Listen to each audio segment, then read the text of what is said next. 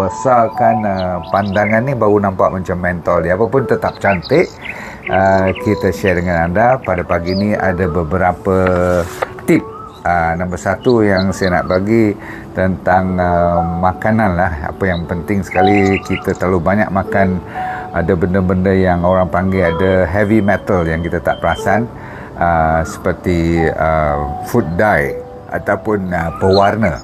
Jaga baik cukup tinggi dengan heavy metal, selain pada pengawet dia perasa dan sebagainya, tapi food dye itu yang paling utama kita kena jaga. Nombor dua ialah dari segi daging pun. Kalau kita tengok daging yang merah macam fresh, saya kata kalau dia macam nampak baru macam sembelih tu, macam darah masih lagi nak meleleh semua tu, itu semua penipu. Sebab apa? Kecuali kalau you tunggu dia sembelih sebelah you lah kan. Tetapi selalunya kalau yang diimport, terutama sekali dia kata daripada Australia lah, daripada New Zealand semua-semua tu, ataupun daripada India semua tu, mana boleh merah lagi dah. So kalau merah tu semua dia dah pump dengan gas, ada carbon dioxide, dia package dalam plastik semua tu, lepas tu dia masuk nitrogen lagi bagi tahan lama, maka itu yang jadi merah tu.